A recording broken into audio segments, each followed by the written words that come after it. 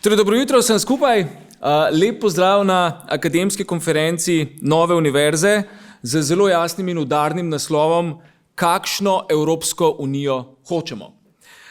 Ta konferenca poteka v okviru raziskovalnega projekta Fakultete za državne in evropske študije, ki se je začel natanko pred 2 letoma in 11 meseci in ki traja natanko 36 mesecev, to je 3 leta, kar pomeni, da se ta projekt po svoji vsebini počasi zaključuje. Vseeno pa ta konferenca danes ne bo še zaključni dogodek, ker nam je epidemija koronavirusa nekoliko prekrižala druge dogodke, ki so bili nameravani, ki smo jih želeli organizirati, smo v okviru Agencije za raziskovanje Republike Slovenije zaprosili, da se projekt po tehnični plati podaljša še za 1 leto, sicer ne z vidika financiranja samih raziskovalcev, vendar po tehnični plati, tako da bodo kot neke vrste follow-up dogodki v prihodnem letu na temo integralne teorije prihodnosti Evropske unije še sledili. Sam projekt, morda če uvodoma nekaj rečemo o samem projektu, glede na to, da se vsebinsko nekako zaokrožuje. O njem imate vse zbrano na tej spletni strani Nove univerze. Moram reči, da sem kot vodja tega projekta izjemno ponosen na vse, kar smo v teh 3 letih dosegli v sodelovanju na eni strani z raziskovalno skupino tega projekta, na drugi strani pa v tesnem sodelovanju tudi z vsemi ostalimi člani akademskega zbora Nove univerze, za katero veste, da daje izjemen poudarek na evropskih študijah, na mednarodnih in diplomatskih študijah, tako da je bil ta projekt dobesedno pisan na kožo Novi univerzi. V okviru projekta smo res izdali številne objave, pripravili številne objave tako v mednarodnih, kakor tudi v nacionalnih publikacijah, znanstvene monografije, dele znanstvenih monografij in celo kopico znanstvenih in strokovnih člankov, ki jih lahko najdete tudi na tej spletni strani.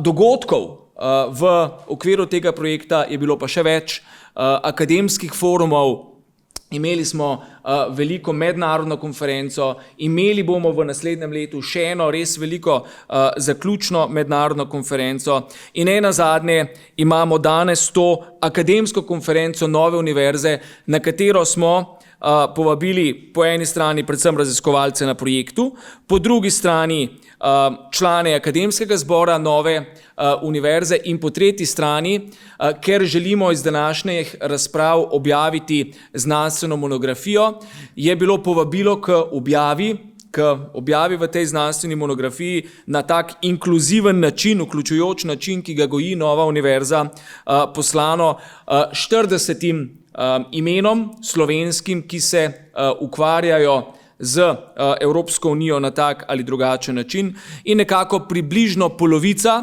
se jih je pozitivno odzvala in vsaj, če sem pravilno štel, 11 oziroma 12 teh prispevkov bo tudi danes predstavljeno v okviru te konference. Tako da mislim, da smo lahko ponosni na to, kar smo dosegli, lahko smo ponosni na to, da je bila Nova univerza eden od ključnih deležnikov v kontekstu konference o prihodnosti Evropske unije. Vi veste, da je konferenca o prihodnosti Evropske unije, kot so ga v Bruslju slednjič poimenovali demokratični eksperiment, potekala v zadnjem letu, začenši z 9. majem 2021 in se iztekla na ta isti datum v letošnjem letu. Nova univerza v okviru tiste konference ni sodelovala samo v okviru tega projekta, ampak smo skupaj na povabilo Vlade Republike Slovenije in Državnega zbora Republike Slovenije predstavili naša stališča v zvezi s pomembnimi vprašanji, ki so se v tisti konferenci postavila. Seveda še prej, pred samim zagonom konference o prihodnosti Evropske unije, ki ni imela ustavnega mandata, res je bila na nek način samo posvetovanje z državljani Evropske unije, pa je pod vodstvom profesorja Petra Jambreka na Novi univerzi nastala tudi tako imenovana ljubljanska pobuda, ki je predlagala tedaj novo pogodbo oziroma novo ustavo za Evropsko unijo. In tista ideja, sem prepričan, je živa še naprej in o njej bomo prav gotovo lahko rekli nekaj tudi danes.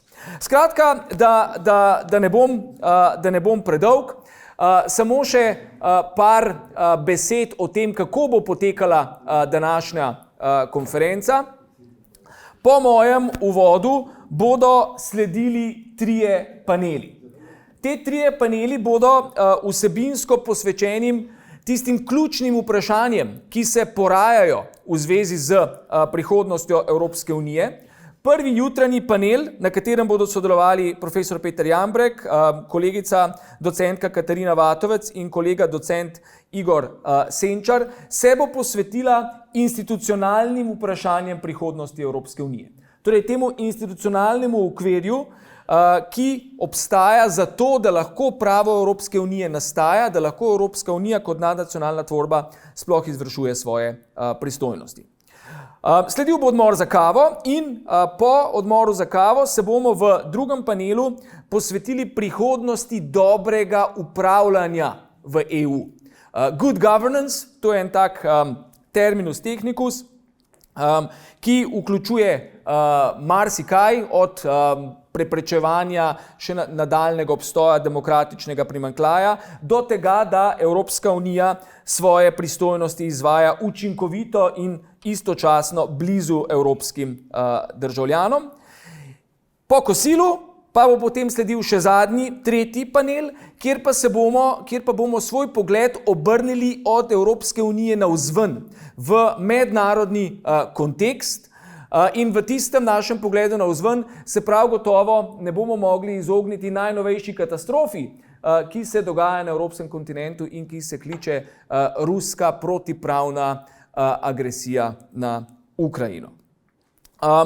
Po tem tretjem panelu bo sledil zaključek konference, o samem epilogu konference pa boste, kot rečeno, lahko prebrali v zborniku, ki ga bomo izdali v znanstveni monografiji, in tam ste, kot sem vam, dragi razpravljalci in razpravljalke, vas že povabil, vabljeni, da vaše prispevke pošljete do konca tega meseca.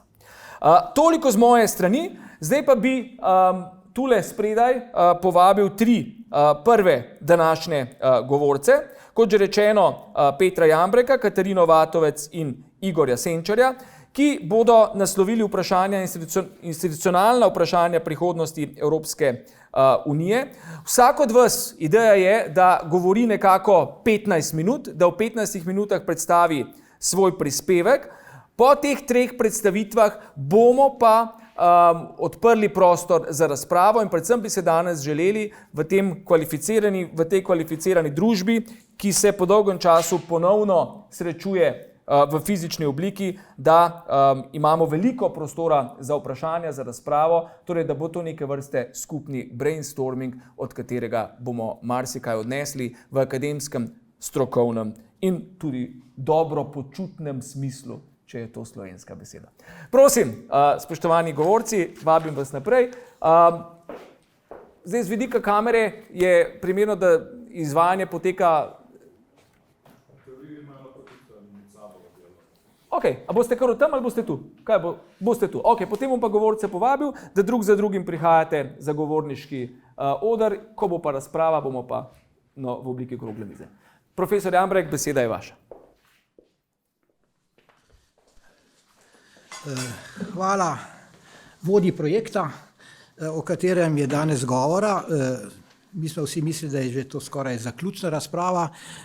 Hvala Bogu, da imamo še priložnost eno leto razpravljati tako plodno in poglobljeno o Evropski uniji, kot smo to storili do zdaj. Rektor je že omenjal nekaj dosežkov nove univerze na tem področju.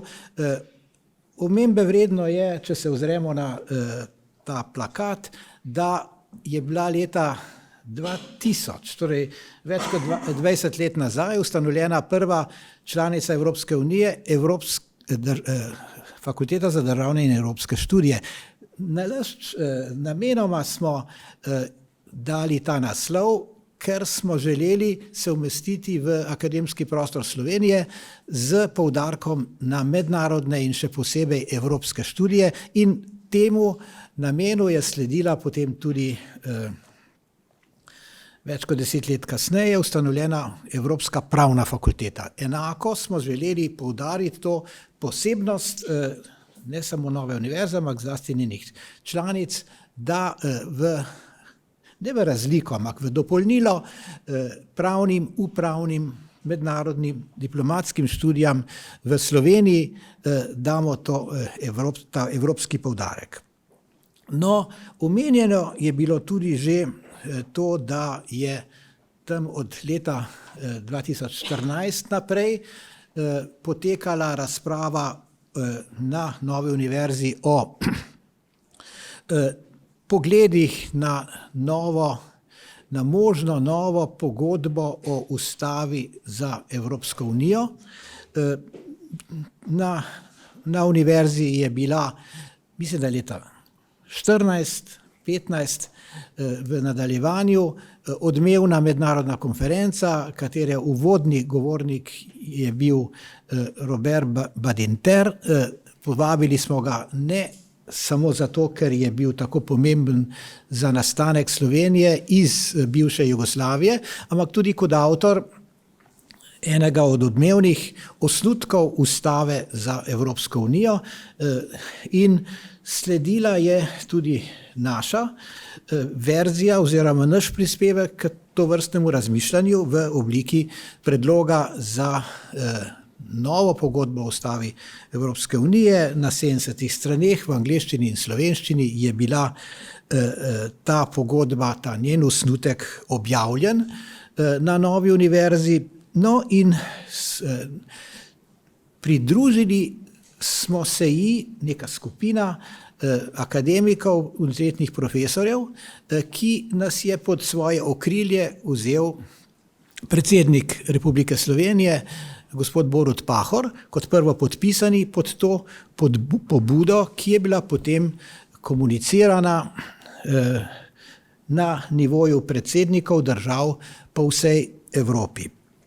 Zadnji, nek tak javno odmevni prispevek Nove univerze je, kot je že rektor omenil, tudi predsedovanje Slovenije Evropski uniji in znotraj in ob tem tudi konferenca o prihodnosti Evropske unije, ki je pod vodstvom predsednika vlade potekala prejšnje leto 2022. V okviru te svetovalne skupine Nove univerze, profesor Rupla, profesor Petriča, profesor Avbla, vrsta drugih naših sodelavcev, je nastala vrsta idej, ki so bile tudi dokumentirane, ubesedene, med drugim tudi konferenca, ki jo je predsednik vlade imenoval Out of the Box. In Out of the Box je bila neko prispodoba za to, kar smo zastavili v našem projektu za novo pogodbo o ustavi Evropske unije. No, zadnja taka vidna pobuda, ki ni bila neposredno del raziskovalnega procesa projekta, ki ga vodi profesor Avbl, je bil Liber Amicorum za Toneta Jerovška pod naslovom Državna uprava, ustavna demokracija in mednarodno pravo. Osrednji pravzaprav del te knjige, ki je izšla lansko leto, proti koncu leta, decembra, je bil tudi del z naslovom Mednarodni okvir države, in tu je skoraj 100 strani tega besedila posvečeno zlasti vprašanju deljene suverenosti med nacionalnimi državami in Evropsko unijo. No, jaz bi v tem res kratkem sprehodu, tukaj imam svoj telefon z časom, skozi te temeljne tekste, in sicer ta zadnji iz Liber Amicorum in pa novi osnutek pogodbe, ki je starejši par let, v tem kratkem sprehodu, ki je gotovo tudi neke vrste delovno gradivo za projekt, ki poteka, se sprehodu skozi nekaj glavnih idej, kaj več kot samo omeniti v tem času ne bom mogel, ampak prejšnje leto, lansko leto, se spomnite, zdaj nekoliko utišana razprava, ki se je vrtela okoli poljske ustavne sodbe K13/21. Ta recimo že skorajda slavna, odmevna sodba poljskega ustavnega sodišča, ki je problematiziralo več posegov v domnevno suverenost poljske države in pristojnosti poljskega ustavnega sodišča v razmerju do Evropske unije. No, s tem je bil odprt lansko leto problem razmerja med nacionalnim ustavnim pravom držav članic in evropskim pogodbenim, pa tudi sekundarnim in sodnim pravom. To vprašanje je bilo prav lansko leto zgolj osredotočeno in poudarjeno, odprto je pa že vsaj od 70. let prejšnjega stoletja naprej, tudi z serijo nemških ustavnih sodba in drugih sodba vrhovnih in ustavnih sodišč držav članic Evropske unije. To vprašanje je bilo zastavljeno na podlagi in v okviru načel lojalnosti, sodelovanja, sorazmernosti in subsidiarnosti, ki vodijo in pravzaprav urejajo razmerja med članicami in pa Evropsko unijo. No, sam sem nekako v svojih avtorskih prispevkih spoštoval, razpravljal in komentiral in se pravzaprav načeloma tudi strinjal, soglašal z poljskimi, ne samo zadnjo ustavno sodbo, ampak tudi vrsto drugih sodba in tudi z primerljivimi ustavnimi in sodbami in vrhovnimi sodišči drugih držav članic, kakšnih 7 smo jih našteli, ko smo analizirali glede organov Evropske unije, glede Evropskega sodišča in pomanjkljivosti njihovega delovanja z vidika ustavnih sistemov članic Evropske unije. Tu izpostavljam naslednja vprašanja.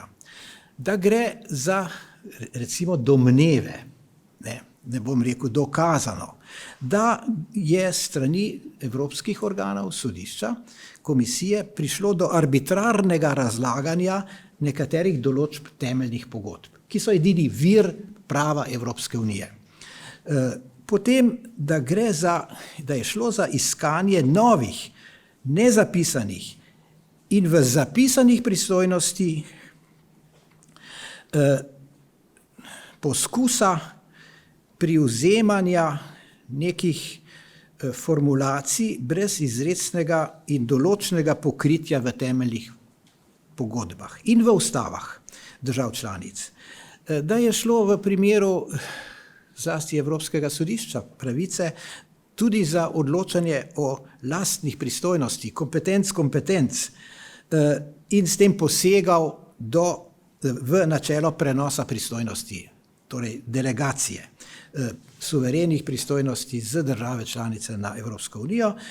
In tu je treba zaznati, da je poljsko ustavno sodišče se čutilo dolžno poudariti, da je v nekaj sodbah Evropskega sodišča prišlo tudi do posega v območje suverenosti, demokracije in temeljnih pravic držav članic, v tem primeru Poljske, Republike Poljske. No, Tu recimo sva z profesor Avblom nekako komplementarno ali znotraj istega razmišljanja o deljeni suverenosti prihajala tudi do različnih stališč glede ustvarjanja novega avtonomnega pravnega reda Evropske unije, za ustavno pravo Evropske unije.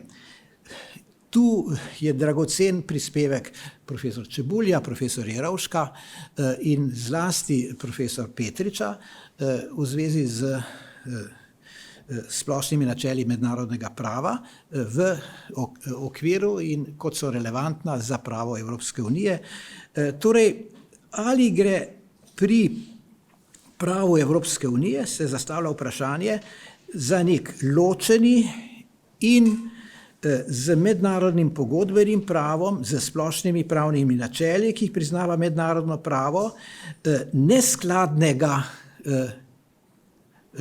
pravnega ustavnega reda Evropske unije.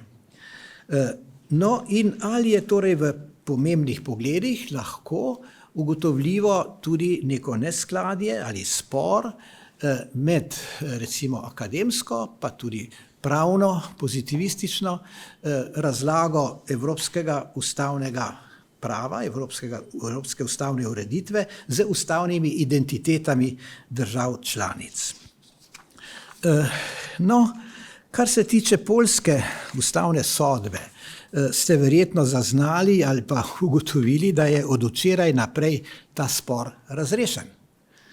Vsaj praktično in operativno Evropska unija, njena komisija, se je odločila, da opusti sankcije proti Republiki Poljski in da začne z izplačevanjem vseh zaostalih pogodbenih finančnih obveznosti, ki so bile zaustavljene zaradi domnevne kršitve načela vladavine prava, natančneje v nemščini Rechtsstaat ureditve Poljske. Tako da pravzaprav vprašanje kršitev vladavine prava strani poljske države, ki jih je ugotavljala komisija in pa Evropsko sodišče, zdaj bom pretirano rekel, ne obstaja več.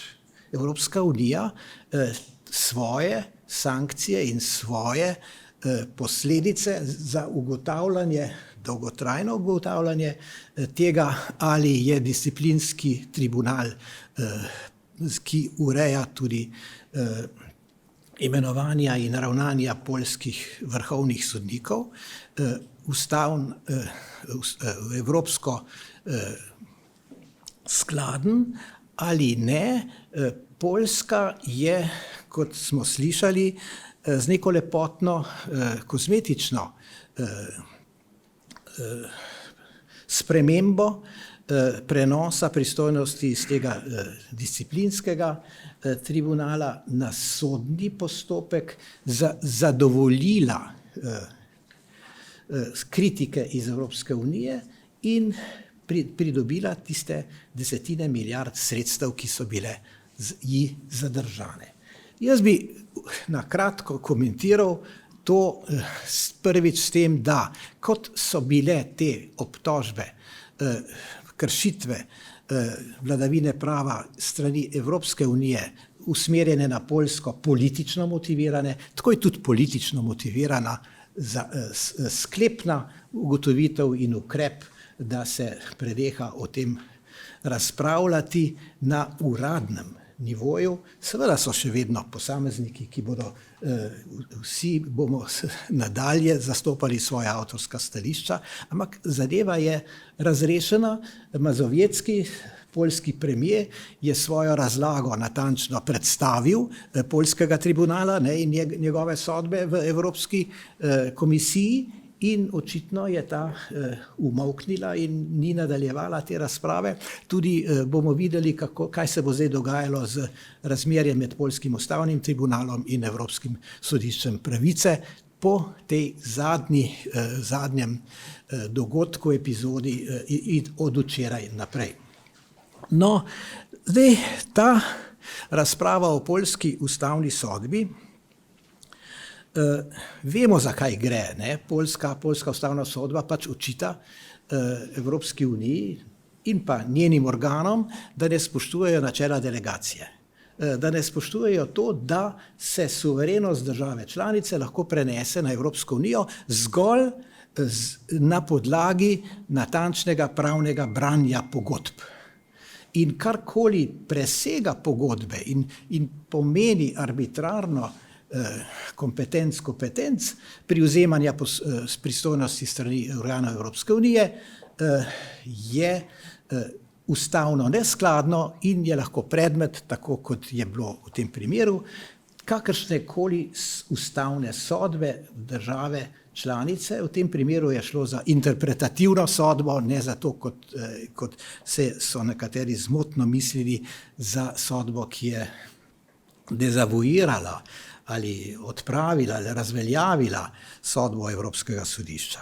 No, jaz bom prav zaključil tukaj samo z omembo, da je ta razprava iz prejšnjega leta, v kateri smo sodelovali aktivno in natančno, Čebulj, Jerovšek, Avbelj, Petrič, Jambrek, pravzaprav izvira, ampak neizrečno, nikoli nismo tega posebej poudarjali, iz že starejše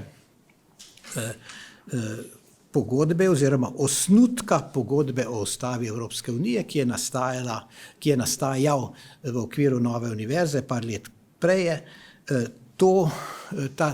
Ta dokument je dobro poznan, tudi v mednarodnih krogih, doživel je svoje pohvale, svoje kritike. Omenil bi samo, da osnovna ideja študije, o kateri govorim, ni niti integracija Evropske unije, niti an ever closer union, vedno tesnejša unija, ampak prej obratno, da gre za opustitev vseh upov za poseganje organov unije v identiteto držav, narodov in civilnih družb in da gre obratno za učinkovito in pravno urejeno varstvo zunanjih meja unije, njene notranje varnosti, skupne valute in proste izmenjave blaga.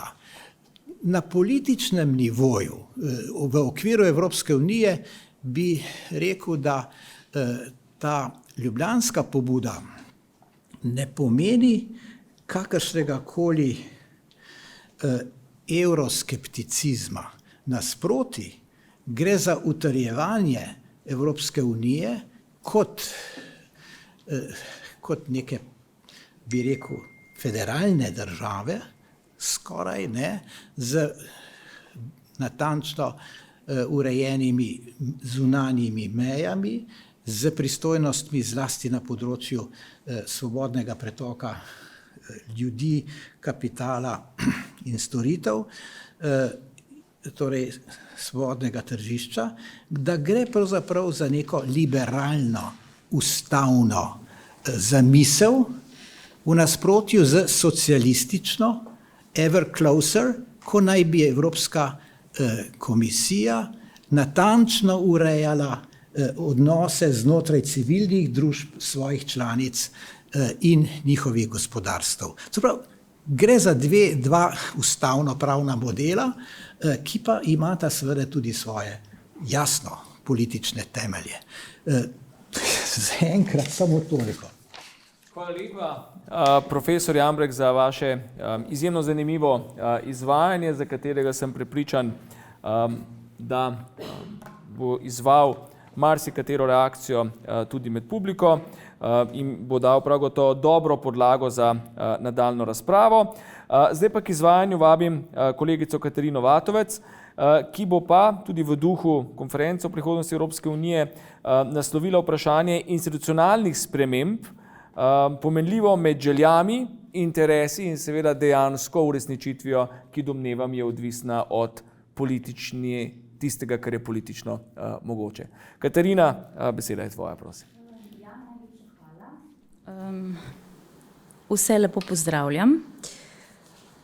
Zdaj, jaz se bom na začetku mogoče osredotočila na tisto ključno besedo, ki jo je izrekel nosilec raziskovalnega projekta, brainstorming, tako razumem ta današnji prispevek. Navrgla bom nekaj stvari, o katerih upam bomo potem lahko skupaj debatirali. Začela bom morda s tem, kar je Matej uvodoma povedal, da se projekt lahko še nadaljuje zaradi virusa. Jaz sem hotela malo bolj tako, da se projekt nadaljuje lahko še za 1 leto zaradi virusa. Jaz mislim, da je to zelo dobro, ne zaradi virusa, zato ker je ta spodbudil nadaljevanje projekta, ampak zato, ker smo videli, da se je konferenca o prihodnosti Evrope zaključila, ampak se je dejansko razprava o tem, kot vidimo zdaj, šele začela. Tako da vse tisto, kar se je prej dogajalo, super. Namen je bil, tako je bilo rečeno, vključiti čim več državljanov. Namen je bil, da državljani povedo, kaj si mislijo, kako si predstavljajo Evropsko unijo. Jaz bi rekla, da je celotna podlaga te konference o prihodnosti Evropske unije iz nje izhajalo, da je bil to res namen, ker se je želela osredotočiti na neke konkretne teme. Pri tem se je pa pustilo ob strani, kar mislim, da ni bilo prav in to se zdaj zelo dobro vidi, institucionalna vprašanja, zakaj to ni bilo prav. Zaradi tega, ker če pogledamo zgodovino spreminjanja, dopolnjevanja pravne podlage, začenši z Rimsko pogodbo, pa potem kasneje tudi s pogodbo o Evropski uniji, vedno so bile predmet reforme tudi vprašanja institucionalne narave. Vedno. Ja, vemo tisto zgodbo o poglabljanju in razširjanju oziroma o geografski razširitvi Evropske unije in njenem funkcionalnem poglabljanju. Vse to je botrovalo, da je prihajalo do institucionalnih sprememb. Nekateri trdijo, da je institucionalna zgradba Evropske unije tista, ki oblikuje javno podobo Evropske unije. Tista, ki v bistvu kaže na to ali pa generira v državljanih to, ali lahko Evropsko unijo spodbujajo ali ne. Seveda so ključne teme, ampak ključno je tudi, kdo te teme naslavlja, kakšen je njegov obraz in to predstavljajo institucije. Če se spomnimo, Monet je rekel, nič ni mogoče narediti brez ljudi, ampak nič ni večno brez institucij in teh institucij lahko razumemo v mednarodnem smislu kot mednarodne organizacije, torej Evropsko unijo kot tako, lahko jih pa ožje razumemo, tako kot jih danes naslavljam jaz, kot tiste institucije, ki jih pogodba Evropske unije kot take naslavlja. Skratka, ne širšo institucionalno zgradbo, ampak predvsem nekaj posebej imenovanih, izrecno imenovanih institucij. Se pravi, razprava je tekla o temah, pričakovanje je bilo, da se bodo državljani lahko bolj poistovetili z Evropsko unijo, če bodo odgovorili na te teme, če bodo povedali, kaj si o teh temah predstavljajo, kaj želijo, da Evropska unija dela, kako želijo, da jih predstavlja. Izkazalo se pa je tudi iz odgovorov državljanov, da je potreben nek širši pregled.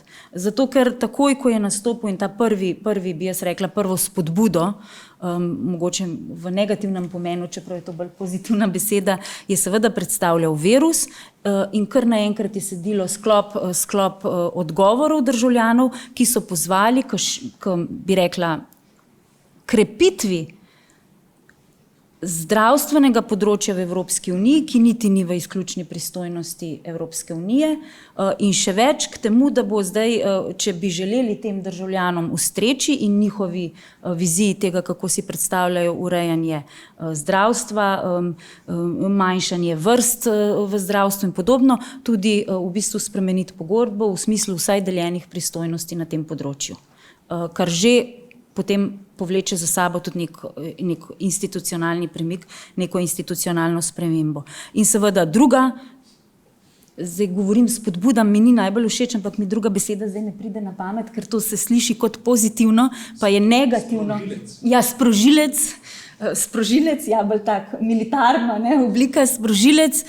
Ta sprožilni element je pa seveda bil tak, ki ga je tudi Matej omenil, to je pa ruski napad na Ukrajino, ki je seveda botroval temu, kar se je velikokrat govorilo v in akademskih krogih in jaz bi rekla tudi med državljani, hkrati so pa države članice bile dokaj trde, da se do tega ne bojo lotile. To je ta soglasje, ki še vedno ostaja na nekaterih področjih v svetu in ki je potem posledica, zdaj vidimo, tako kot se krepijo razmišljanja o skupni obrambni politiki, kar bo verjetno naslovljeno malce kasneje, tako tudi krepijo razmišljanja v tem, da mogoče to, da imamo soglasje na nekaterih zelo pomembnih področjih, tudi ni vedno najboljša rešitev, oziroma da bi se dalo narediti nek vzvod, da bi prišlo do nekih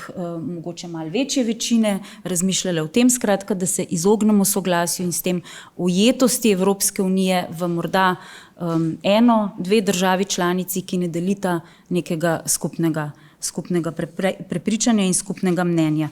Jaz sem že opozorila, da obstaja neka ekonomska teorija o tem, ki razmišlja, kako nekateri, ko vidijo, da bi v skupno dobro, da je njihov skupni interes, da v skupno dobro dejansko prispevajo, pa potem od tega raj odstopijo, čeprav to ni v skupnem interesu in v skupnem dobru. Skratka, nek tak kontradiktoren princip, tako rekoč, ne. Ampak ta sprožilni element, ta slednji, ki sem ga navedla, je tisti, ki mislim, da generira neko skupno prepričanje, da bi veljalo in če kdaj ne, oziroma če je kdaj za to priložnost, je žal ravno zdaj, odstopati od tudi tako problematičnega soglasja na področju skupne zunanje in varnostne politike, kjer vemo, da brez soglasja Evropskega sveta, ki nudi neko strategijo, brez soglasja sveta, skratka na ministrski ravni, težko pridemo potem do katerihkoli izvedbenih aktov, tistih, na katerih potem lahko Evropska unija, s katerimi lahko Evropska unija dejansko deluje. Seveda, ne, se reče, teorija pravi, ne, da je soglasje predvsem želja manjših držav članic. Zaradi tega, ker samo s soglasjem, samo z vetom, ki ga potem imajo, lahko pridejo do svoje odločitve. Sigurno je vedno, ne velja to samo za svet, ne velja to samo za Evropski svet, ne velja to samo za Evropsko unijo, vedno dobro sprejemati odločitve niti ne z glasovanjem, ampak s konsenzom, ampak če temu ni tako, potem se mi zdi, da je treba razumeti, da je neka res kvalificirana večina včasih tudi potrebna, sploh v tako heterogeni Evropski uniji, da lahko naredi nek premik naprej. Jaz se vam zahvaljujem, ker me prav zebe še tukaj. To bi bilo glede skratka več kvalificirane večine na tistih področjih, kjer ta manjka in očitno manjka v glavnini predvsem na področju zunanjega delovanja Evropske unije oziroma konkretno SZVP-ju, se pravi skupni zunanji in varnostni politiki, in če kdaj, kot rečeno, zdaj je čas, se mi zdi, ker so zunanje okoliščine takšne, da spodbujajo razpravo o teh temah. Potem druga zadeva, bi rekla, če se zdaj mogoče malce osredotočim še na parlamentarno demokracijo. Evropski parlament je seveda vedno, jaz mislim, da je kar bil, no, ne upam se reči vedno, ampak v zadnjem času sigurno pa že pred ruskim napadom, pred to situacijo na Ukrajino, zagovornik tega, da se kvalificirana večina uveljavi tudi na teh vitalnih področjih, teh, ki štejejo za vitalno delovanje Evropske unije. Hkrati pa če zdaj pogledamo pa samo politične institucije, tiste institucije, ki delujejo v okviru zakonodajnega trikotnika, se mi zdi, da je potreben tudi razmislek, a je smiselno, da je Evropska komisija, zdaj pa izstopam iz zunanje političnega, da tako rečem, okvira v to notranjo politiko Evropske unije, njena delovanja, a je smiselno, da je Evropska komisija tista, ki ima ekskluzivno pravico do oblikovanja zakonodajnih predlogov. Ali ne bi morali, tako kot je v državah v končni fazi, v parlamentarnih demokracijah, si to skupno zakonodajno inicijativo deliti vsaj še Evropski parlament. Zdaj, ko to rečem, bi se sigurno države članice skočile v zrak in rekle, potem pa tudi svet, ampak predvsem, a je čas še vedno tak, da je to v rokah Evropske komisije. Pogledamo zgodovinski razvoj. Da je Evropska komisija imela v rokah to zakonodajno inicijativo, bom tako rekla zdaj naprej, tej pobudi pripravi zakonodajnih predlogov ekskluzivni na tem področju nekdanjega prvega stebra, je pogojeno s tem, da je to tista institucija, ki je bila namenjena in je še danes namenjena in je njen smisel iskanje skupnega evropskega interesa. In potem je bilo logično, razumljivo, da je iskanje skupnega interesa tisto, kar lahko lepo pripravi, oblikuje nek zakonodajni predlog, ki upošteva ta skupni evropski interes. Zdaj imamo pa zelo veliko držav članic, Evropska unija, upam, se bo tudi širila, torej bo se številka samo še narasla, zelo heterogene interese in vprašanje je, če lahko Evropska komisija, če je ta zgodovinski razlog, zakaj njej pripadal ekskluzivno pravica do zakonodajne iniciative, še vzdržen.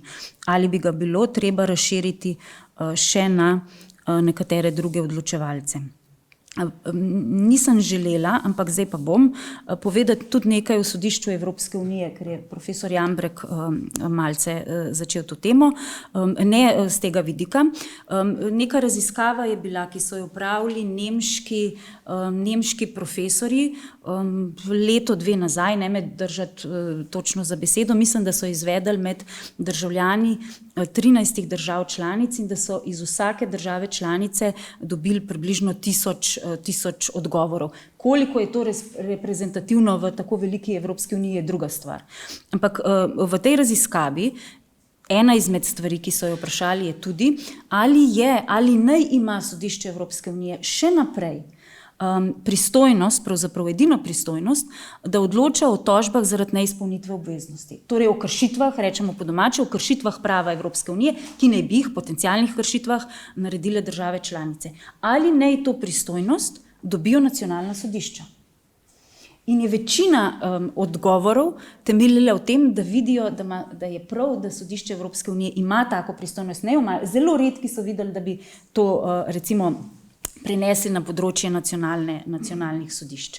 Druga stvar se mi zdi, ki je na nek način dosegljiva že zdaj, ampak ne tako eksplicitno in se mi zdi, da bi mogoče imela neko spodbudo, zdaj pa v pozitivnem smislu simbolno, je pa vključitev nacionalnih ustavnih sodišč. Recimo do zdaj, v zdajšnjem postopku tak, kakršen je, zdaj sodišče Evropske unije, še da to razumemo, razprava, ki je potekala o prihodnosti Evropske unije, se sodišča, saj po mojem vedenju, ni dotaknila. Tudi to, kar so državljani govorili v teh raznih forumih in tako naprej, se po tem, kar sem jaz zasledila, lahko da se motim, ni dotaknila delovanja sodišča. Sodišče je v končni fazi pred nekaj leti komaj zaključilo svojo reformo. Tako da recimo, da je bilo ločeno kot sodna institucija v tem smislu. Ampak pred sodiščem Evropske unije lahko intervenirajo države članice, ko država članica prejme nek predlog za sprejetje predhodne odločbe, ki ga je vložilo neko sodišče, ne njeno, neko drugo sodišče iz države članice. Potem je postopek tak, da naše državno odvetništvo razdeli te zadeve, to gradivo, da vidi, a bi se Slovenija lahko intervenirala, lahko vključila, ker bi imela kaj zapovedati, ker bi rada podala svoje argumente. V tem kontekstu lahko pridejo do tega gradiva in do odgovora na to gradivo tudi nacionalna ustavna sodišča. Ampak to je posredno. In se velikokrat ne zgodi, oziroma, bom rekla, ni tako glasno, kot če bi nacionalna ustavna sodišča sprejemala, pridobivala neposredno ta gradiva in se imela kot nek poseben subjekt neposredno možnost odzvati na razlago prava, ki ga ponudi nacionalno predložitveno sodišče, sodišče Evropske unije v končno odločitev.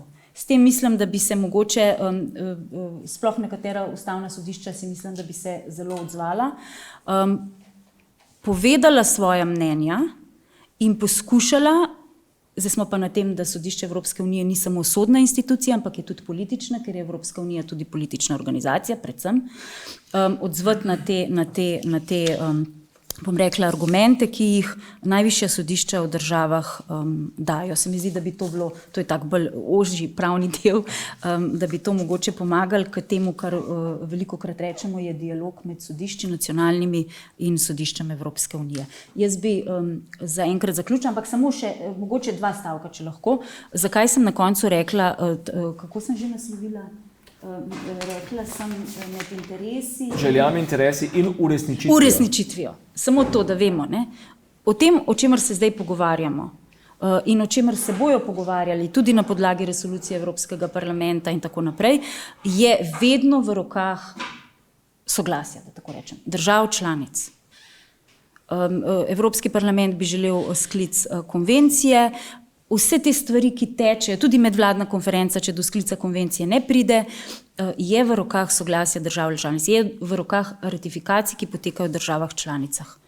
Samo zato, da vemo, da tvoj naslov, udarni, kakšno Evropsko unijo hočemo, to je lepo, da se o tem pogovarjamo, lepo, da imamo o tem različna mnenja, lepo, da o tem, da imamo zelo daljnosežne mnenja, ampak na koncu smo pa pri tem, kaj je potrebno za to, da do realizacije teh stvari, tudi če bi bilo za njih strani državljanov, Evropskega parlamenta, kjerkoli institucije, dovolj konsenza, kaj potrebujemo, da do tega dejansko pride, da se to dejansko uresniči. Hvala.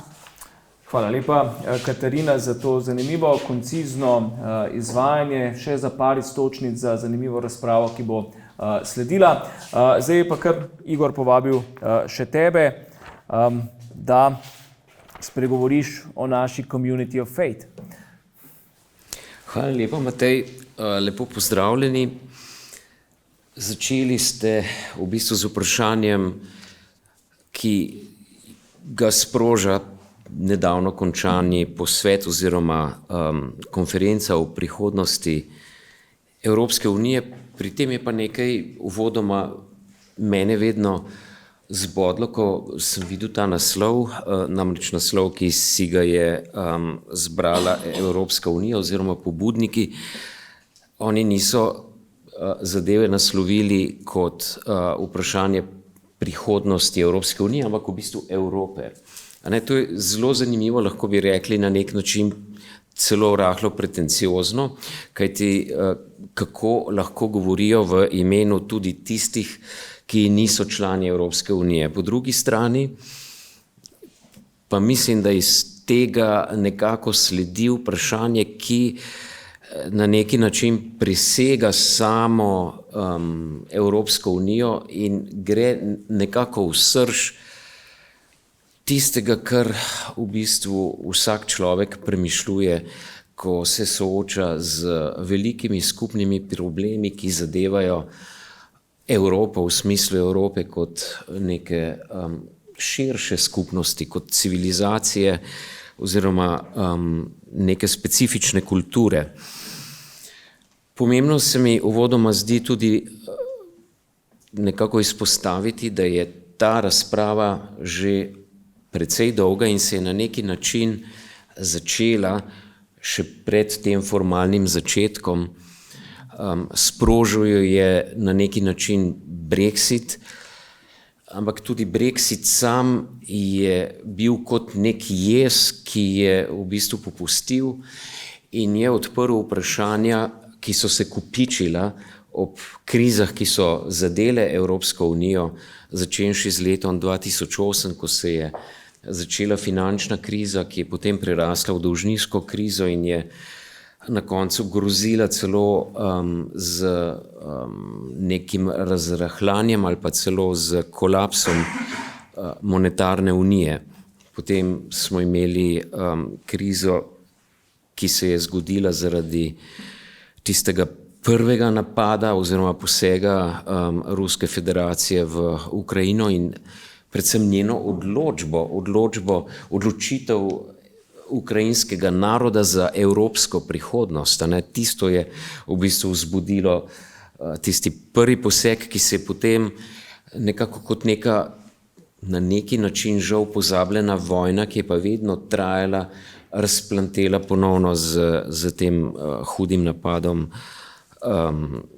Ruske federacije in potem je bila tu še migrantska kriza. Ne? Vse te krize so začele vzbujati ta zelo temeljna vprašanja, ki jaz mislim, da segajo celo globje ali pa nazaj v logičnem smislu za vprašanje institucionalnega ustroja. In jaz sem si izbral za današnje razmišljanje prav naslov, ki mislim, da sega za te razmisleke, in sicer Evropska unija kot skupnost, ki je združena oziroma povezana v usodi. Gre tukaj za neki izraz, ki se je začel uveljavljati, torej skupno združena v usodi, tam v poznem 19. in zgodnem 20. stoletju, to je v nemščini ta Schicksalsgemeinschaft, oziroma v angleščini Community of Fate.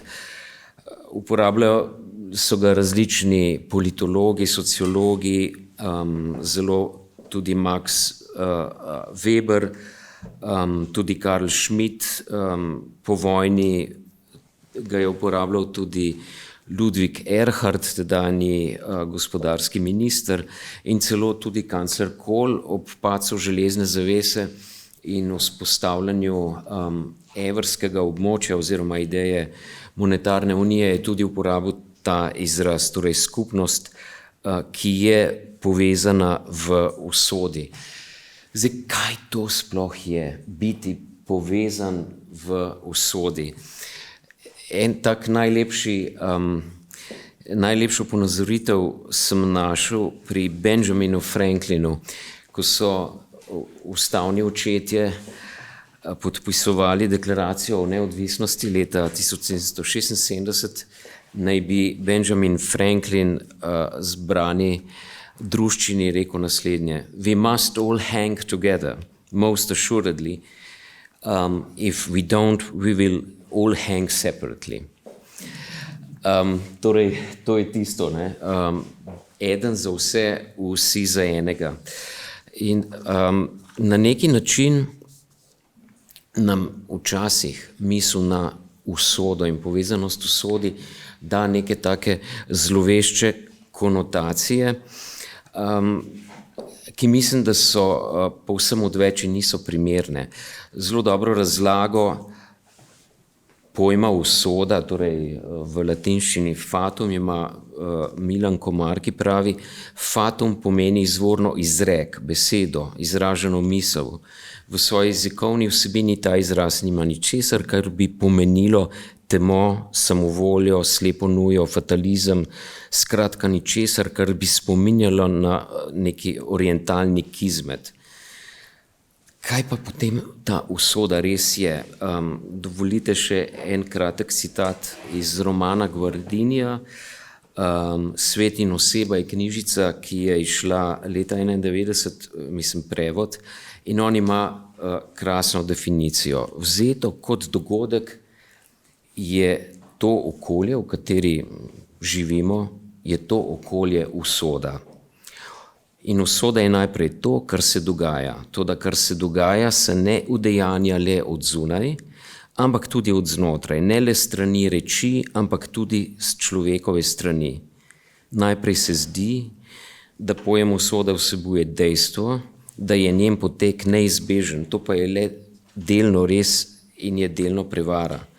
Na marsikatera izhodišča usode resnično ni mogoče vplivati, na druga, in Gvardini pravi, na večino pa vsekakor lahko vplivamo, s tem namreč, da človek vpliva sam nase, ne na tisto, kar mu je prvotno dano kot takšno, to je dano in s tem v najstrožjem smislu usoda, ampak na mišljenje. Mišljenje je globinska naravnanost, ki se uveljavlja še pred slehernim zavestnim hotenjem. Kolikor se mišljenje predrugači in more predrugačiti, na tej točki se dogodi prava metanoja, se pravi predrugači se tudi usoda. In ko sem sam pisal svojo disertacijo, sem se zelo ukvarjal z Robertom Schumanom na začetku in on je tudi zelo zanimivo, ko je razmišljal in snoval tisto deklaracijo, ki je začela cel združevalni proces, v svojih spisih zelo uporabljal besedo usoda, biti povezan v dobrem in v slabem, v skupni usodi, in pravi, v interesu Evrope je, da postane gospodarica lastne usode. In zdaj, ko pomislimo na tiste začetne krize, mislim, da tisto temeljno samospraševanje je bilo prav to. Nenadoma so se zgodili dogodki, ki so Evropsko unijo na različne načine močno prizadeli, ogrozili recimo celo celovitost Evropske unije. In tu je bilo vprašanje, kako reagirati na te dogodke in spet vzeti usodo v svoje roke. Pri tem se mi zdi zelo pomembno, da če pomislimo na to v usodi povezano skupnost, da je dejansko nas je vzpostavitev območja evra na neki način tako močno povezala, da smo tedaj res čutili, da smo povezani v dobrem in v slabem. In ta povezanost v dobrem in v slabem je bila tako zelo značilna, oziroma zavest tako močna, da je celo tedaj nemška kanclerka Merklova uporabila, ko je v nemškem parlamentu, predno je šla na zasedanje Evropskega sveta, tudi in razložila stališča Nemčije, s čimer je seveda sebi vezala roke in prisilila druge, da so sprejeli stališča, ki jih je zagovarjala Nemčija, je celo ona uporabila tudi izraz skupnost povezana v usodi. Zanimivo pri tem je, da so tudi kasneje, potem, ko je Schumanova deklaracija že rodila svoje prve sadove, to sintagmo uporabljali celo v tisti prvi pogodbi o Evropski skupnosti za premog in jeklo, kjer je prav besedna zveza, da smo zdaj vzpostavili a destiny henceforward shared, oziroma a destin désormais partagé. In tudi, ko so politiki, člani Evropskega sveta kasneje v 70-ih letih razmišljali o tem, kako Evropsko unijo voditi naprej, je tedajni nizozemski premier Tindemans oblikoval neko besedilo oziroma neko poročilo, v katerem tudi pravi, uporablja to sintagmo in na koncu pravi: "The fact that our countries have a common destiny is not enough. This fact must also be seen." V smislu proof of the pudding is in the eating. In to, da smo dejansko želeli in skušali narediti to, da bo ta skupna usoda tudi vidna in občutna tudi v pozitivnem smislu, so k temu naj bi prispevali pač nekateri protikrizni ukrepi, ki so bili tedaj sprejemani. Zanimivo pri tem pa se mi zdi, da kljub temu, da je kanclerka Merkel recimo uporabila to besedno zvezo skupnost povezana v usodi, pa pri teh ukrepih nikoli nismo skupaj naredili tistega koraka, ki bi nas res lahko privedel do tega, da bi lahko ugotovili, da smo zdaj res zelo povezani v usodi. Tisto, kar se meni zdi, je, da smo se nekako venomer gibali nekje na robu skupnosti, ki bi jo lahko opisali z terminom transakcijska skupnost. Skupnost, ki temelji na nekem izračunu koristi oziroma izgube v bolj kratkoročnem smislu. V smislu, koliko je član skupnosti v resnici pripravljen žrtvovati za to, da se ta skupna usoda nekoliko izboljša, da ne ogrozi skupnega podjetja, ampak vendarle pa nikoli ni bil narejen tisti temeljni korak, ki bi na nekih ključnih področjih omogočil to, da bi nekako lahko sklenili, da smo prišli do res v usodi povezane skupnosti. Kje vidim konkretno ta razvoj oziroma zastoj? To se je najbolj videlo v vprašanju krize v evrskem območju, ko so se oblikovali inštrumenti, ki jih prej ni bilo. V resnici seveda Evropska unija je oblikovala svojo ekonomsko in monetarno unijo na način, ki ni predvideval tako katastrofalnih kriz. Predvideval pa je neko predhodno konvergenco, ki bi zelo zbližala konkretne parametre, na katerih je temeljila ekonomska in monetarna unija, v tej meri, da bi bile te države, ki bi jo vzpostavile, približno enako fiskalno in monetarno močne oziroma v približno enaki kondiciji. In če bi bilo temu tako, to je bila takrat misel, a ne, potem itak ne bi bilo potrebnih nobenih bistvenih inštrumentov protikriznih. Vsak bi moral biti samo fiskalno zelo vzdržen, korekten, lojalno sodelovati v smislu skupnih ciljev, naprej sprejetih in zadanih, in potem bi naj to podjetje nekako šlo tako, kot je bilo zamišljeno v teoriji. V praksi seveda smo bili soočeni z krizo, na katero je potem Evropska unija začela odgovarjati s tem, da je oblikovala neke inštrumente, ki so, in tu je bil uporabljen vedno nek termin, v skrajni sili uporabljivi. Šele res v skrajni sili, takrat, ko se je v bistvu ta barka že zelo nagibala ali pa že skoraj da zajemala vodo. In ti inštrumenti so bili zasnovani na ta način, da v resnici niso bili skupnostni ali pa niso temeljili na duhu, kot bi ga lahko zasnovali na podlagi tistega izreka Benjamina Franklina. To pomeni, v bistvu nismo nikoli jamčili vsi za enega in eden za vse na ta način, da bi bil vsak član lahko v celoti odgovoren in prevzel v bistvu obveznosti tistega, ki teh odgovornosti ne želi ali pa ne zmore več sprejemati. V tem smislu ni prišlo nikoli do evroobveznice. Evroobveznice, ki bi v bistvu temeljila na skupnem jamstvu vseh.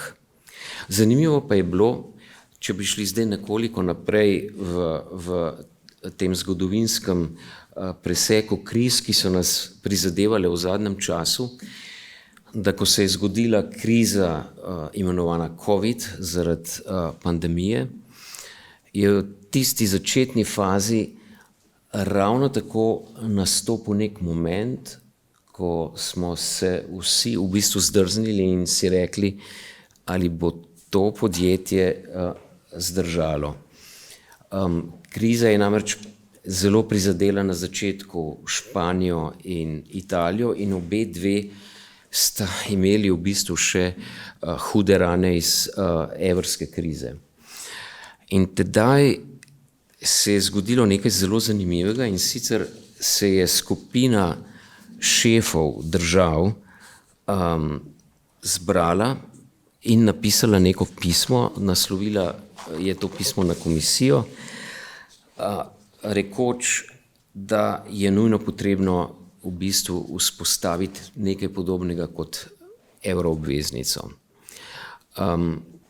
Kajti z občutkom, kaj vse se je dogajalo v obdobju 2008 do tistega tretjega paketa grškega 2014, je postalo jasno, da lahko sledi zelo podobna kriza, za katero bi pa težko rekli, da jo je nekdo po lastni krivdi povzročil. Kajti prišla je v resnici višja sila, torej nikakor ni bilo nujno, da bi bilo izhodišče razmisleka takšno, kot je bilo nemško v času evrske krize, ki je vedno šlo v smeri, da je nekdo kriv, da je bila pa sama ureditev ekonomske in monetarne unije sama po sebi dobra, ampak je nekdo z malomarnim ravnanjem v celoti povzročil krizo, kar je bilo zgolj deloma res. Torej, tedaj v letu 2020 na začetku je nastopil nek moment, ki so ga med drugim tudi slovenski premijer izkoristili, nekateri premijeji, in napisali pismo, ki je potem povzročilo nek plaz razmislekov. Kmalu zatem je sledila francosko-nemška ideja, ki je šla preko zgolj fokusa na evrsko območje, ampak bolj na notranji trg, rekoč, da je nujno potrebno dejansko oblikovati neki inštrument, neki začasni sklad v okviru skupnega proračuna, ki bi ga v prvih letih morda celo močno okrepili in da bi potem komisija lahko se za tem proračunom kot nekim jamstvom zadolžila in s tem sprostila s prodajo obveznic dovolj sredstev, ki bi bila lahko na voljo za kratkoročno pomoč. In dejansko je potem prišlo pri pogajanjih za ta večletni finančni okvir do tega, da smo v bistvu naredili en korak naprej. Prišlo je do izdaje skupnih obveznic v imenu Evropske unije. In to je zelo velik korak naprej. Ampak tudi ta korak je omejen z določili, da gre oziroma da je šlo za enkratni podvig, jamstvo, ki bi omogočilo skupno zadolžitev, je še vedno sestavljeno iz jamstev posameznih držav članic, ki so sorazmerna njihovi proporcionalni odgovornosti za večletni finančni okvir, torej ta several liability,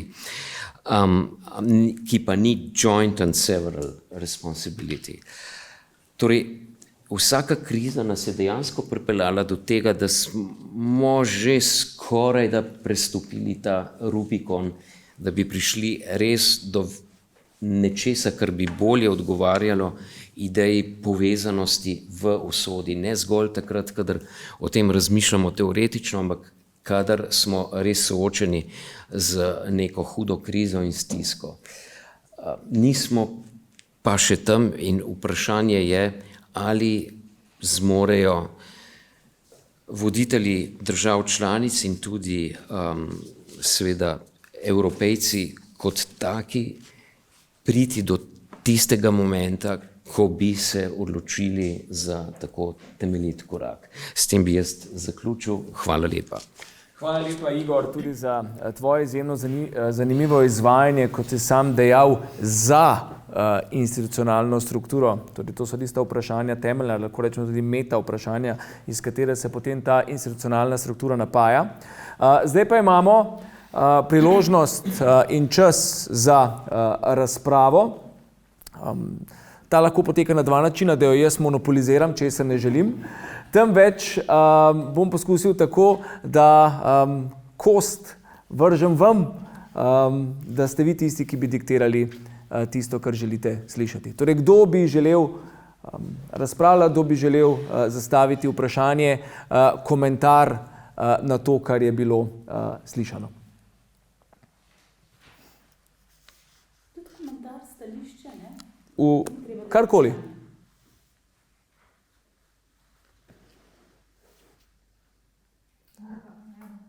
Prosim, dam mikrofon. Po beli knjigi Jean-Claude Junckerja so bili predvideni številni različni scenariji o prihodnosti Evropske unije. pa me zanima vaše stališče. Status quo ante ali reformna vizija? Hvala. Hvala. Želi še kdo? Želi kdo od govorcev odgovoriti na kolegičin izziv?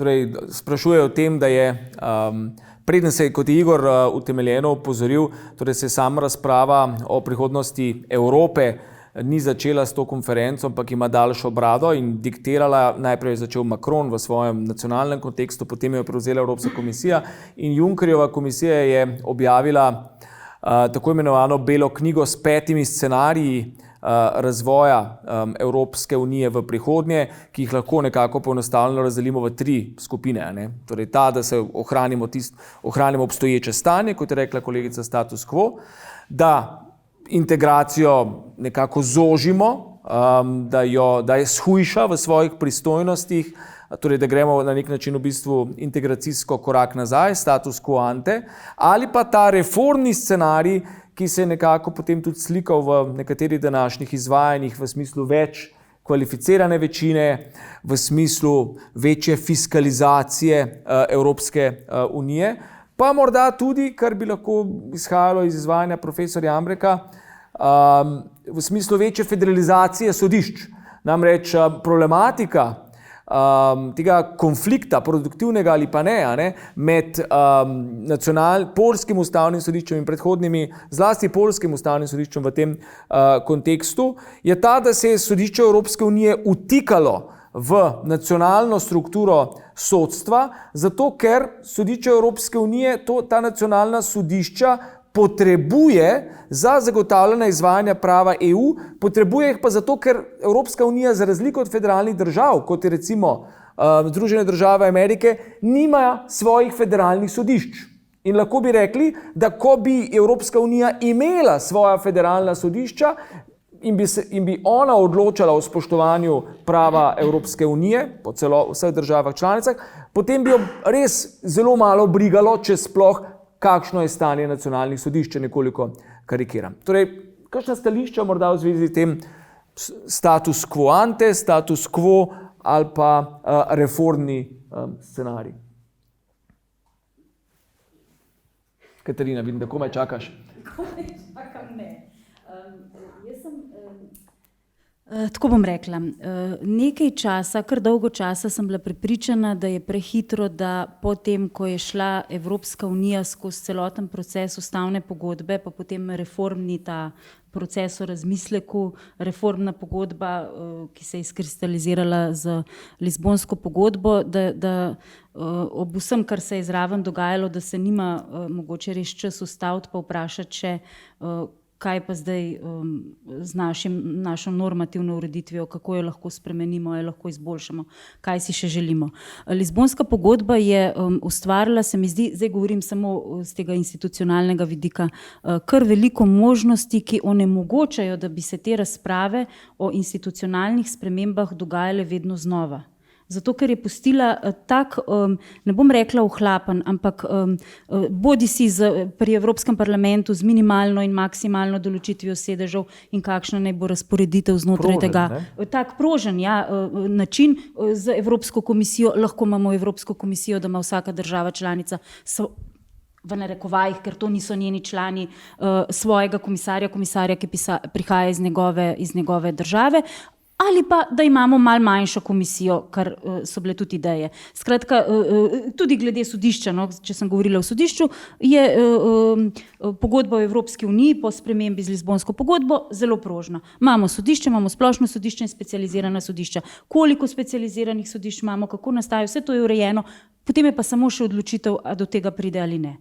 Tudi glede, bom rekla, danes sem govorila o kvalificirani večini, tudi glede kvalificirane večine na tistih področjih, ki se tičejo notranje trga, je zadeva prožno urejena. Lahko do tega pride relativno hitro, z veliko manj, bom rekla, vključevanji kot po rednem revizijskem postopku. Ampak ko se je zastavila ta tema o prihodnosti Evrope in so se podali neki konkretne teme, ki seveda se jih potekajo v okviru Evropske unije, tam ima Evropska unija bolj ali manj večje pristojnosti, je bilo pa jasno, da če se bo želelo, če bodo želeli odločevalci, tisti, ki so sklicali, ki so se odločili za prihodnost, za konferenco o prihodnosti Evropske unije, potem, če že pozovejo nekoga, da pove svoje mnenje, to mnenje tudi upoštevati, se bo pa to nehote dotaknilo tudi nekih konkretnih institucionalnih vidikov in vprašanj. In vsa se ne da s to fleksibilnostjo razčistiti za zdajšnjo normativno ureditvijo. Hkrati, to moram pa zdaj jaz kot zagovornica tega, da bi se področje zunanje politike preselilo iz nekega res, tazga bom rekla, hardcore soglasja v neko vseeno lepšo, prožnejšo obliko odločanja, da res ne bi bila Evropska unija ujeta, ker če govorimo o vlogi Evropske unije v svetu, potem je samo to mogoče. Ne? Težko je reči, da imajo vseh 27 držav članic vedno, v vsakem trenutku, glede vsake stvari neka odprta vprašanja. Potem pa še rešujejo te svoje nacionalne zadrege, kot smo bili priča Franciji in Avstraliji in tem temam, poskušajo prenesti na evropsko raven, ne? Čeprav so neke, bom rekla, njihove. Skratka, jaz sem zagovornica tega, da bi področje zunanje politike moralo biti podvrženo tudi neki višji, lahko kvalificirani dvojni večini, ampak ne soglasju. Je bilo pa to zdaj pravi trenutek, se mi zdi, ob vseh teh krizah. Igor jih je veliko povedal, predvsem ukrajinska, pa mislim, da je tista, ki najbolj tudi z vidika sankcij, stopnjevanja sankcij in do tega, kaj bi lahko še prišlo, če bi bilo soglasje prisotno, tista, ki mogoče najbolj generira to možnost, da končno pridemo do tega odstopa od soglasnega načina. Čeprav se pravim, tako kot sem zaključila, vse je v rokah soglasja, vse je v rokah državah članic in videli smo, kaj je bilo z ustavno pogodbo, ko je že takoj na 2 referendumih padla in če bi se verjetno referendumi izvedli tudi v preostalih državah, drugih, v katerih se še niso, bi bila mogoče še kakšna država, kjer bi bila tudi ustavna pogodba ujetnica referenduma.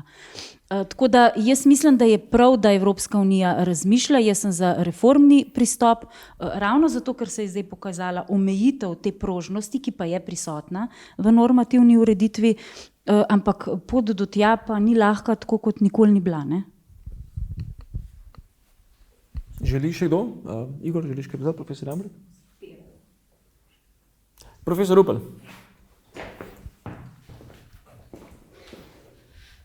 Hvala lepa. Torej jaz zanimanjem poslušam to razpravo.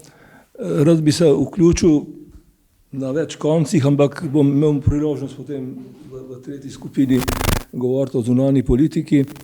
Rad bi omenil en intervju, ki ga je imel te dni nemški torej vodja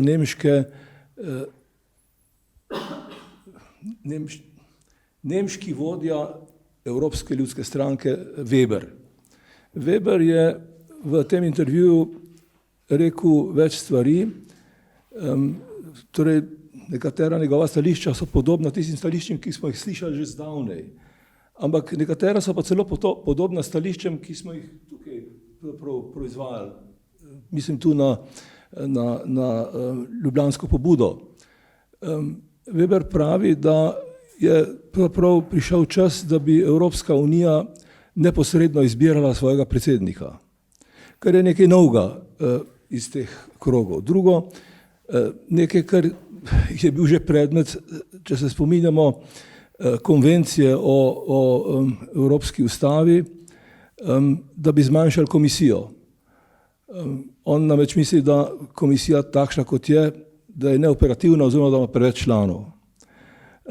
Potem govori o tem, da bi morali imeti seveda skupno obrambo. Tu odgovarja na francosko idejo o skupni obrambi, ki jo je pred časom razlagal Macron.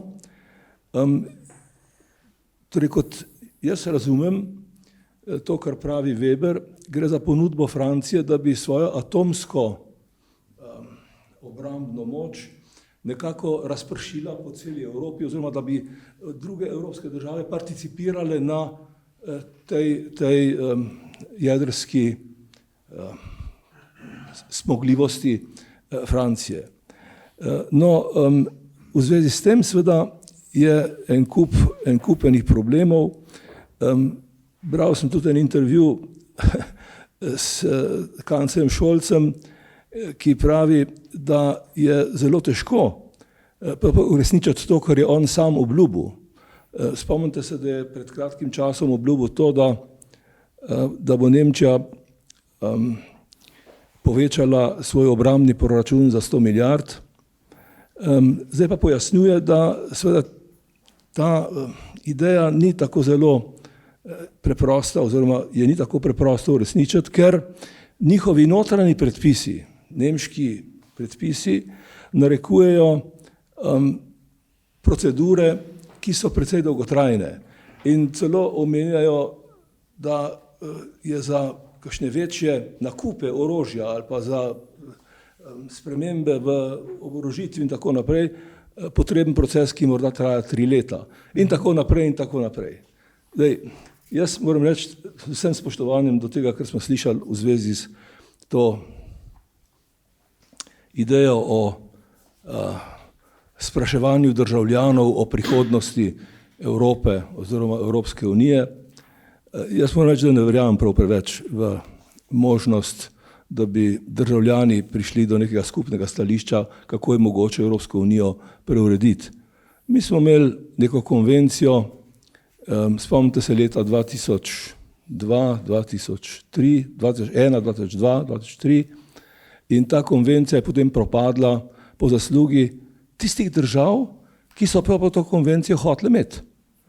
Francije in Nizozemske, se pravi jedrnih držav. Že spet govorimo o demokraciji, pa o vplivu državljanov, pa ne vem čemu vse. Po drugi strani, ko gre za vitalne probleme Evropske unije, kdo jih rešuje, kdo jemlje, da tako rečem, vajeti v roke. Kancler Scholz gre k Putinu, predsednik Macron gre k Putinu, a je tukaj kakšna skupna zunanja politika? Nobene skupne zunanje politike ni. Nemčija in Francija sta si, da tako rečem, privzeli največje pristojnosti na tem področju in ostali lahko samo poslušamo oziroma prikimavamo, če je mogoče. Jaz skratka smatram, da je veliko nereda v teh razpravah in tudi v glavah evropskih državnikov. Dokler je ta nered, je zelo težko upati na to, da bi prišli do neke skupne usode oziroma pomovanja skupne usode, o čemer je kolega Senčar govoril, moram reči, zelo prepričljivo in za moj okus ustrezno. Hvala lepa. Hvala lepa, profesor Rupel. Prav gotovo pa ni nereda v naših razpravah. Bi kdo se želel odzvati na slišano? Potem bi pa jaz mogoče, prosim, ja. Hvala lepa. To, kar je Igor pripovedoval, je zelo zanimiva iztočnica. Ne? Če pa pogledaš malce bolj od blizu, je Evropsko unijo zelo težko zgodovinsko gledano označiti kot neko povezavo z skupno usodo. Mislim namreč, da so vse evropske države bile nekako večje, obmorske središča nekih svetovnih imperijev.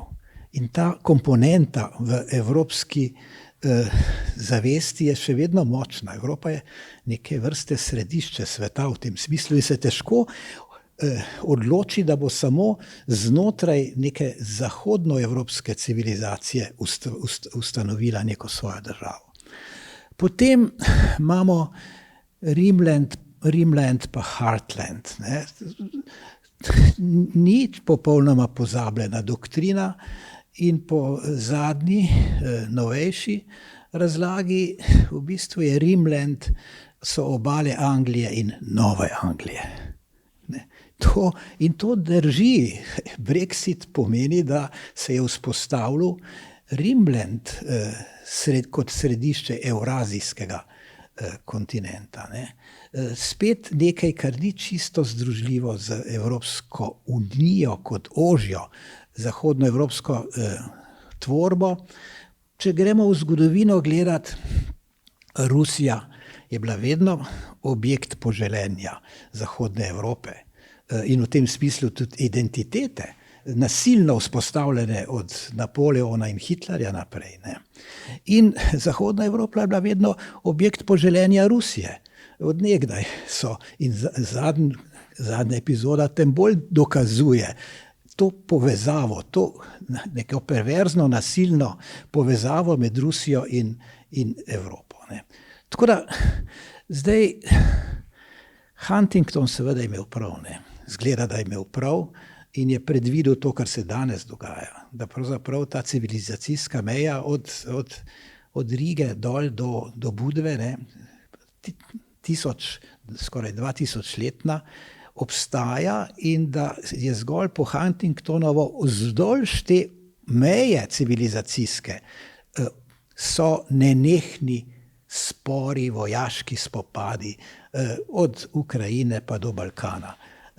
Tako da bi jaz rekel, prav ta zadnja epizoda Brexita pa ruskega napada na Ukrajino je res nekako zarezala globoko v to Huntingtonovo geopolitično ločnico med vzhodno in zahodno Evropo. In če se bo to recimo še vzdrževalo nekaj desetletij, verjetno res ne bo preostalo drugega tej zahodnoevropski skupnosti, kot da se oblikuje v neko državi podobno skupnost z obrambno, obmejno, finančno in drugo identiteto. Počas. Ja, hvala za širjenje in poglabljanje konteksta, skozi katerega lahko bolje razumemo in vidimo, kaj se dogaja. Igor, nekaj istočnic je bilo tu še zate, ti boš imel zdaj zadnjo besedo, ne smeš biti predolg, ker sledi kava. Ta zadeva, kar se tiče community of faith ali pa Schicksalsgemeinschaft, imaš prav, dejansko ima dve konotacije. Ne? Ena je ta utilitarna, da smo skupaj zato, da ne bomo skupaj obveseli, torej ker se nam splača, ker preprečujemo nekaj bolj še slabšega, kot je. Ne? Druga je pa ta, kot mislim, da se tudi sam želiš, ta vrednostna, da smo zato skupaj, ker čutimo privrženost tej skupnosti. In tega je zaenkrat malo, mogoče bo to nastalo, tako kot opisuje profesor Jambrek skozi desetletja. In ravno zato, ker je tega tako malo, ko še že dotikamo fiskalizacije, na katero si upozoril, je zanimivo, da evropski voditelji niso ustanovili večjega skupnega proračuna, ampak so vzpostavili kaj? Skupni dolg. Ne? Skupno smo se zadolžili in zdaj upamo, da bo v 50 letih ali pa 3 desetletjih ta dolg nekako poplačan. Torej, kaj, na kratko, kako bi se ti odzval na slišano in kaj bi bilo treba narediti, kaj bi se moralo premakniti v socialni substrukturi, da bi lahko zaživela Evropska unija kot dejanska ta vrednostna skupnost s to pripadnostjo? 2 minuti. Ja.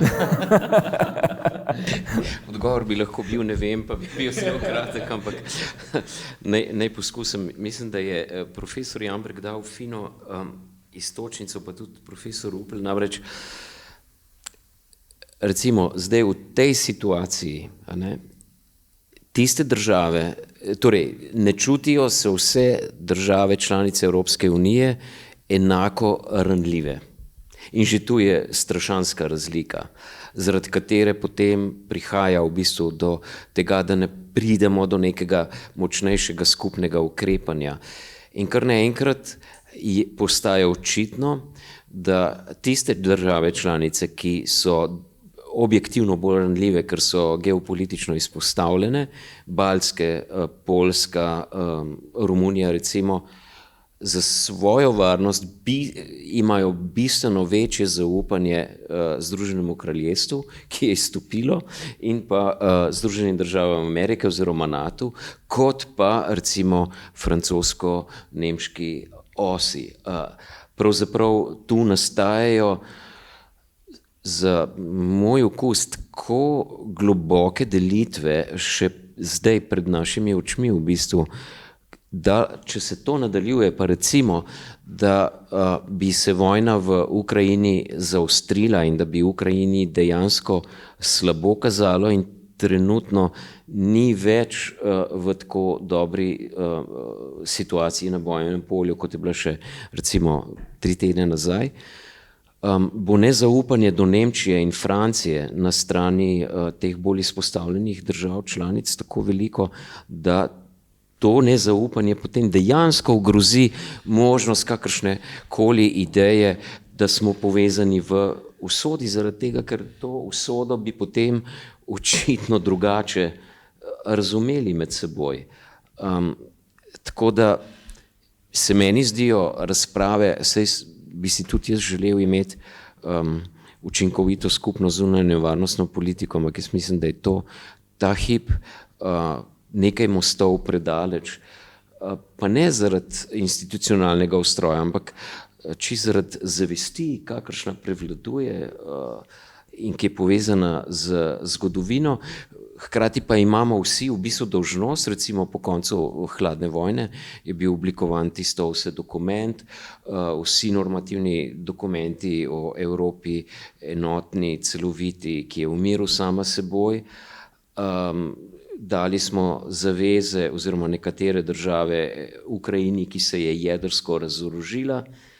Te zaveze niso bile nikoli spoštovane, torej kar naenkrat je samo še hard power tisto pravo jamstvo in pa zavezništva, ki zdržijo preizkus krize, in videti je, kako se zdaj Združeno kraljestvo zelo pametno umešča nazaj in dejansko postaja Rimland središče na neki način, središče v tem smislu, ki vzbuja več zaupanja kot pa kontinentalno središče.